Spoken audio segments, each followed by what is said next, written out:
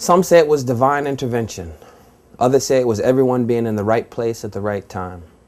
Whatever the reason, the man you're about to meet says he's not sure why he's alive today. Right, how are you? Thank you, guys. By all accounts, Thanks very much. all the people in this Goodhue, Minnesota fire hall may not have met. He's quite a remarkable guy. Had circumstance not brought them together. Gentlemen, how are you? You know, very few people that go through what I went through ever make it.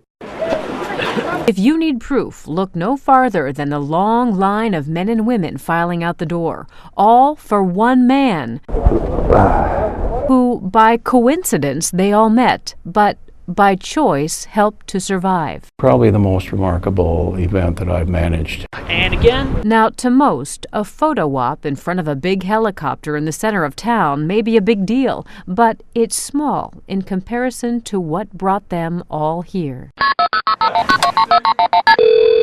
I came back inside and I called 911. 911, what's the emergency? We're at Don's Foods in Goodhue, and the guy just fell. He was outside and he was laying there. He was still breathing at that point. Candace Kane was at the counter of Don's Foods with clerk Carol Skrypek when Howard Schnitzer went down. And then Al showed up and kind of took over everything, which was fantastic. So I came through here. I took off running. Brothers Al and Roy Lodemeyer run a car shop across the street. They're both first responders and were quick to help. I followed him over, ran across the street, and I could see the gentleman was not moving. Right away, I checked for pulse and breathing. In the meantime, I'd run over to get our rescue trucks. Critical situation here, we need the AED. And the gentleman was laying on the sidewalk outside. He was laying where I'm standing, and I said, "It's too cold, we can't do this out here." We pulled him into right here, right to this area. They started what would become a marathon of CPR and shocks from a defibrillator. Howard was in cardiac arrest, a condition from which most people die before they ever make it to the hospital. That's fallen. Just conscious but unresponsive. I come over with my squad car. I got on my radio and called dispatch, and I said, "Get Mayo 1 in the air." 351 to 104, we're on scene. Soon, paramedic crews from 3 towns joined in to help keep Howard's blood pumping. They moved him to the fire hall so they'd have more room to work. It's like the perfect storm. Right? Everybody's doing what they need to. A bucket brigade of hands taking turns pumping. Joe, Kyle, Mayo 1, landing time 1732. Then lands Mayo 1. A chopper with a medical flight crew from Mayo Clinic. Mary Swoboda, the nurse on board, was stunned when she entered the room. So to look up and think to myself, it's taking a whole crew of people to keep this guy alive right now. And it was just something, I've never seen it before like that. That's because usually medical experts stop CPR within 45 minutes. By this time, it had been going on for at least an hour. Flight paramedic Bruce Goodman told them not to stop because even though Howard was in a bad heart rhythm that could be fatal, ventricular fibrillation, their monitors showed he was getting oxygen to his brain. But they couldn't stop that bad rhythm. But this whole thing just went on and on and on. CPR, 11 shocks with a defibrillator, and doses of medication.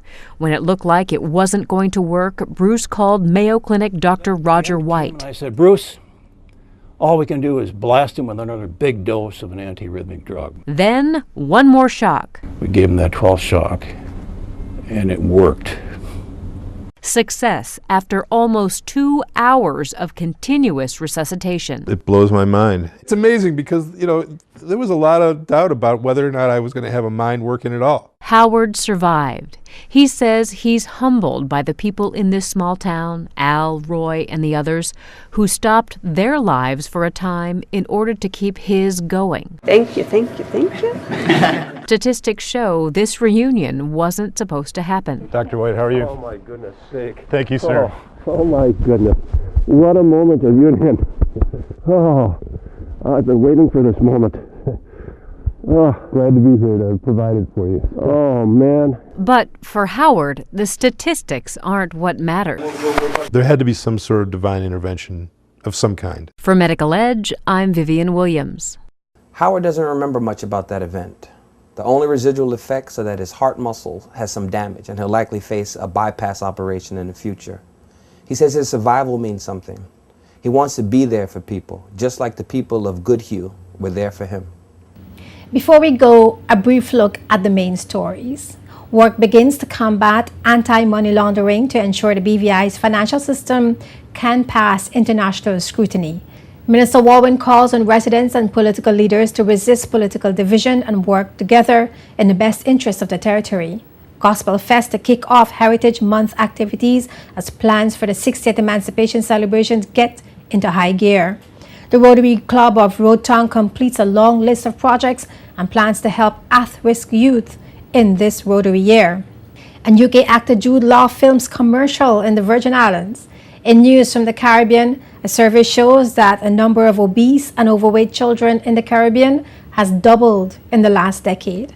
And Dominica to sever ties with the London Privy Council and adopt the Caribbean Court of Justice as the final court. Remember, you can find all the news stories featured in this newscast as well as previous newscasts on our website, jtvlive.net.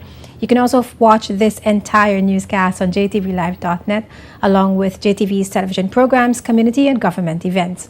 Additional information can be found on our Facebook page, facebook.com/JTV55, as well as our JTV News YouTube channel, where you can find all our news features, press conferences, and Spotlight's Top News segment with Sean Rose. We welcome your questions and comments. Email us at jtvnews@hotmail.com. For Sean Rose and the entire news team, I'm Ino Soman. Thank you for watching. Wardrobe provided by Umi Fashions.